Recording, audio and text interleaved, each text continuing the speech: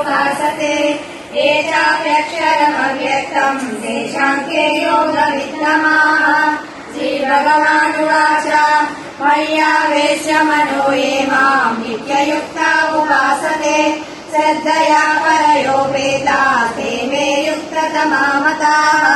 ये त्वक्षरमनिर्देश्यामव्यक्तम् मामुपासते सर्वत्र गमचिन्त्यम् च कूटस्थमचलम् ध्रुवम् सन्नियम्येन्द्रियग्रामम् सर्वत्र समबुद्धयः ते ब्राह्नुवन्ति मामेव सर्वभूतहिते रताः।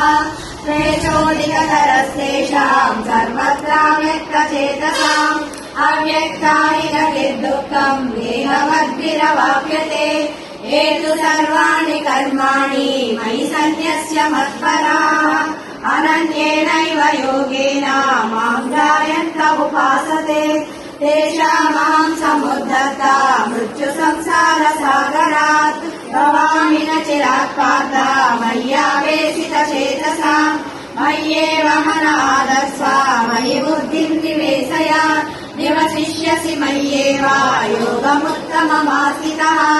अधावेशयितुम् चित्तम् न शक्नोषि मयि स्थिरम् अभ्यासयोगेन ततो मामिच्छाप्तुम् धनञ्जय।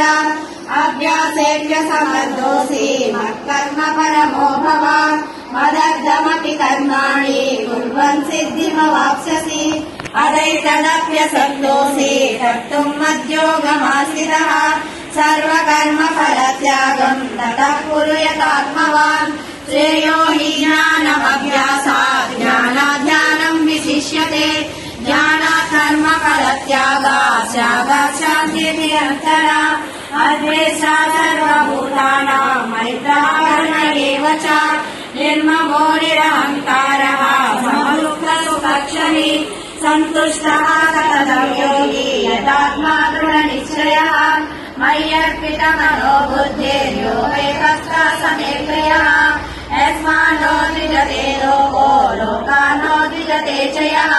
हर्षमन्युभयक्रोधे मुक्तो यः स च मे प्रियः। अनपेक्षः सुचिर्दक्षः उदासीनो गतव्यदः सर्वारम्भफलत्यागी यो मद्भक्तः स मे प्रियः। यो न हृष्यति न द्वेष्टि न शोचति न काङ्क्षति शुभाशुभफलत्यागी भक्तिमान् यः स मे प्रियः। समशत्रौ च मित्रे च सदा मानापमानयोः शीतोष्णसुखदुःखेषु समः सङ्गविवर्जितः। तुल्यनिन्दास्तुतिर्मौनी सन्तुष्टो येन केनचित् अनिकेतः भवति भक्तिमान् मे प्रियो नरः। ये तु धर्मामृतमिदम् यदोक्तम् पर्युपासते श्रद्धदानमत्परमा भक्तास्तेतीव मे प्रियाः। इति श्रीमद्भगवद्गीतायाम् द्वादशोऽध्यायः।